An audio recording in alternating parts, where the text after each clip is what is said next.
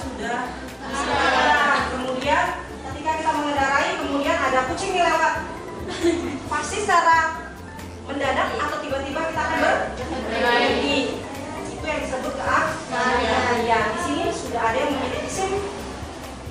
Belum. Masih 16 tahun. Umurnya 16 tahun ya? 16. Berapa? 16. 14. Tahun ini 16 ya. Jadi saya mau nanya nih, syarat untuk memiliki surat izin mengemudi apa saja sih? Satu angkat tangan. Berusia 17 tahun. 17 tahun lagi. Satu. Syarat memiliki SIM saya 17 tahun. Bisa berkendaraan dengan baik. Lagi. Menggunakan KTP. Apa lagi? Ayo. Perlu nggak kita sehat jasmani dan rohani? Perlu. Kalau jasmaninya saja sehat, rohaninya nggak sehat, boleh nggak? Tidak boleh. Jadi syarat-syarat untuk memiliki surat izin mengemudi, pertama harus sehat jasmani dan rohani. Sehat secara jasmani dan rohani apa sih Bu Pipit? Kejiwaan kita tidak boleh terganggu. Atau mohon maaf bila ya. Kemudian secara mata kita tidak boleh buta warna. Kemudian kita harus bisa membaca. Kenapa? Kenapa sih naik motor aja orang bisa membaca Bu Pipi? Nanti kita membaca ini. Coba ya ada tulisan kayak jalan kanan. Oh itu namanya apa namanya? Terang. Jadi kalau kita mengendarai kita harus bisa membaca. Jadi tidak boleh buta warna. Kenapa? Karena di rambu-rambu lalu lintas itu ada yang warnanya merah. Kalau merah itu apa? Berarti atau lebih tepatnya lampu larangan. Kalau biru boleh atau petunjuk. Kalau kuning hati-hati atau memberikan perhatian kepada masyarakat. Kemudian setelah kita sudah memiliki KTP, kita sehat. Setelah itu kita berusia 17 tahun. Kemudian harus nggak sih kita ini ikut ujian teori dan praktek secara logika ya? Pasti kita nggak mungkin kan misalnya jalan berlubang batu kita lewati saja. Pastinya kita akan berzigzag atau berliku. Benar nggak? Angka 8. Kalau di jalan raya nggak ada ya kita jalan begini.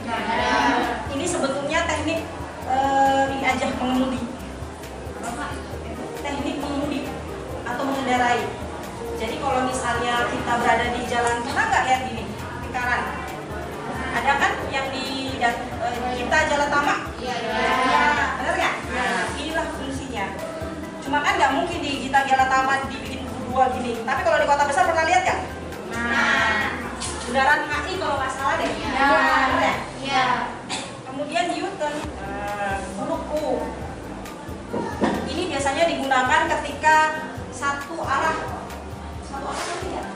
Di jalan satu arah. Di sini ada loh. Di jalan Don Bosco. Tahu. Jadi Don Bosco itu boleh masuk tapi nggak boleh keluar. Kenapa Bu Pipit? Karena dia jalan ya. Apa namanya Bu Pipit? Ada lagi? Dua lagi.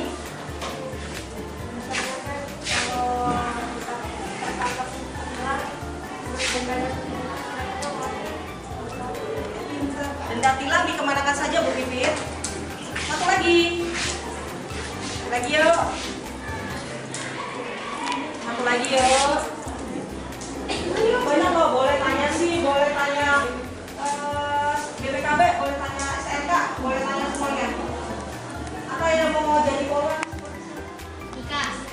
Boleh, wisata masuk polisi ya. Oke, 3. Yang pertama, kapan saja pelaksanaan razia? Kalau secara rutin itu tergantung koleksi masing-masing ya. Itu seminggu 3 kali. Fungsinya adalah menertibkan masyarakat. Bisa kita ditarakan dan masyarakat. Harinya apa saja itu tergantung. Kemudian ada juga razia mobile. Razia mobile adalah razia yang dilakukan petugas polisi bermotor ketika itu pelanggarannya kasat mata. Kasat mata itu terlihat, contohnya melawan arus. Kemudian tidak menggunakan helm.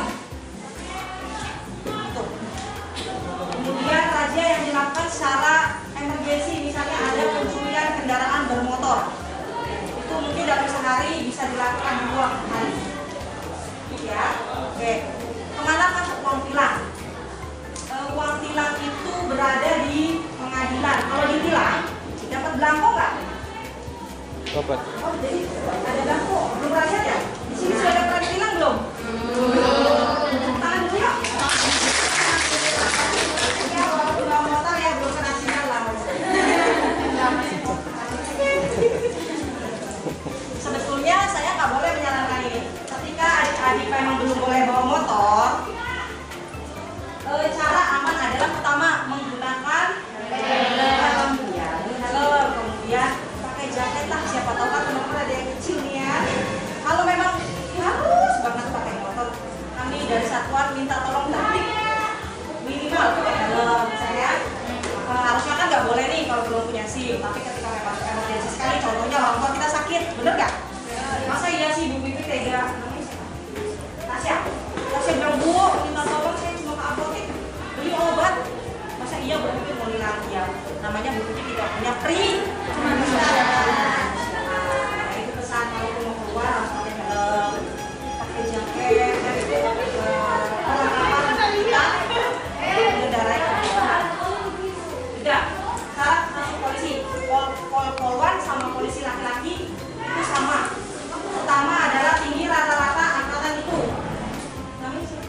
Rizka.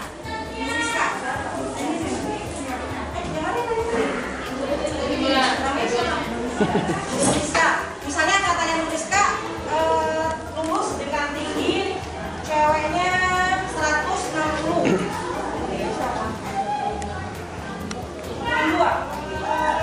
Jadi setiap angkatan itu tergantung lulusannya ya.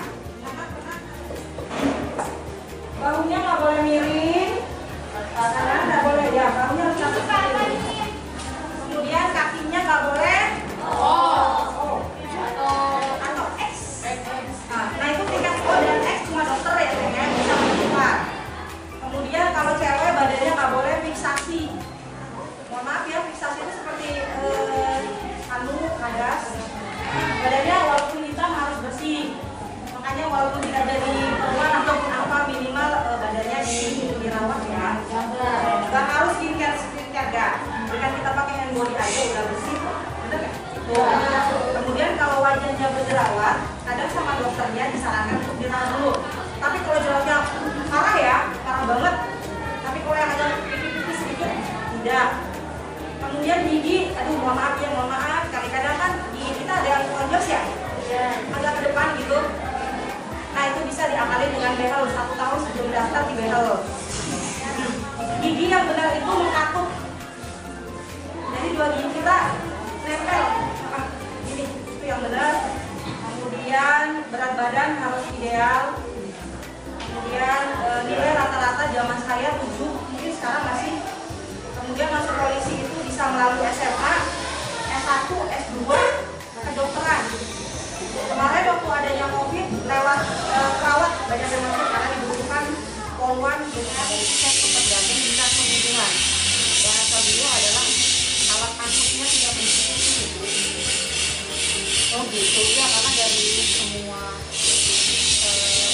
sekolah yang saya datangi ini, kendalanya itu pasti orang tua tidak bisa mengantar. Ketika memang polisi ke Indonesia Raya melarang, berarti anak-anaknya nggak sekolah ini.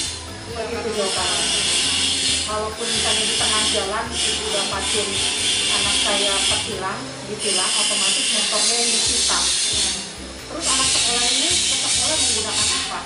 Kalau dulu kami lalu lintas mengantar setiap hari untuk pelanggar. Makanya kita harusnya menggandeng dinas perhubungan dan pemerintah kota untuk alat-alat. Nah, untuk alat-alat ini ada sementara di Tarakan itu hanya beberapa sekolah saja. Tapi contoh sekarang masih aktif nggak juga? Masih belum. Untuk mereka yang sekolahnya di dalam, karena tidak ada transformasi. Saya sempat ke dinas perhubungan penyampaian beliau seperti itu. Kalau untuk menutupi seluruh pelajar di Tarakan itu kami tidak bisa lanjutkan di depan. Jadi makanya kalaupun solusi ditilang ya memang kewenangan polisi silakan ditilang aja.